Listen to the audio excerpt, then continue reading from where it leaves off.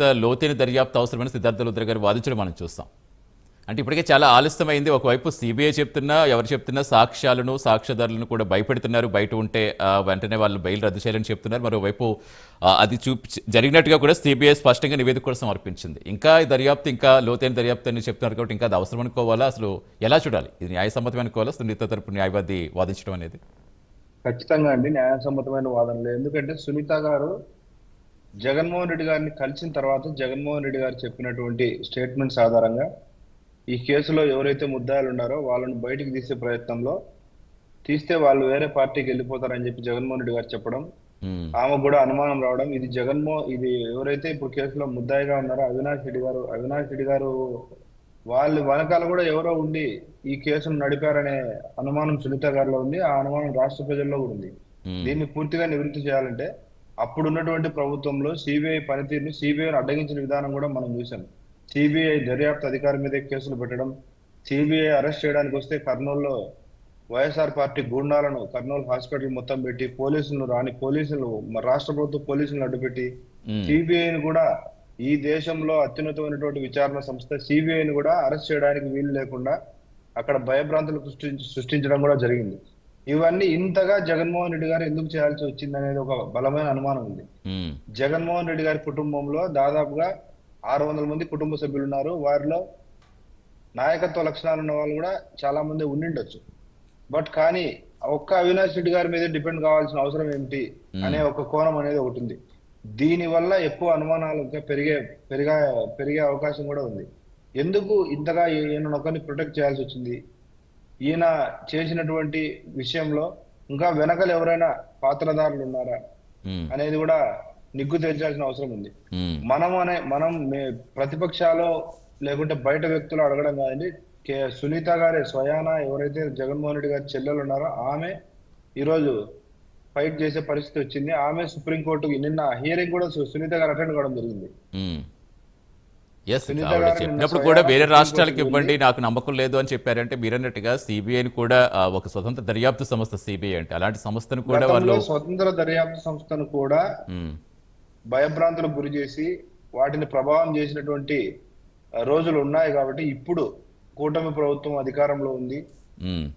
ఇప్పుడు మళ్ళీ తిరిగి లోతైన దర్యాప్తు కావాలంటే మేము కూడా ఆదేశాలు ఇస్తామని చెప్పి సుప్రీంకోర్టు కూడా చెప్పడం జరిగింది. ఎందుకంటే ఆ కేసులో జరిగినటువంటి పరిణామాలన్నింటినీ గమనించిన తర్వాత ఇంకా లోతైన దర్యాప్తు కావాలంటే కూడా మేము ఇస్తాము. ఇంకా ఎవరైనా బెయిల్ రద్దు చేయాల్సిన అవసరం ఉందా, ఇంకా లోతైన దర్యాప్తు చేయాలంటే మీకు ఏ విధమైన సహకారం కావాలని చెప్పి సుప్రీంకోర్టు కూడా చెప్పడం జరిగింది. ఏదైతే అవినాష్ రెడ్డి గారి తరపు లాయర్లు కానీ వాదించిన నేపథ్యంలో 2 ఏళ్ళు 3 ఏళ్ళుగా కేసులో ముద్దాయిలు ఇంకా జైల్లోనే ఉన్నారంటే 2-3 ఏళ్ళు కాదు, ఇది మరణ శిక్ష పడే ఉరిశిక్ష వేసేంతటువంటి కఠినమైన కేసు అని చెప్పి సిబిఐ కూడా గట్టిగా వాదించడం జరిగింది.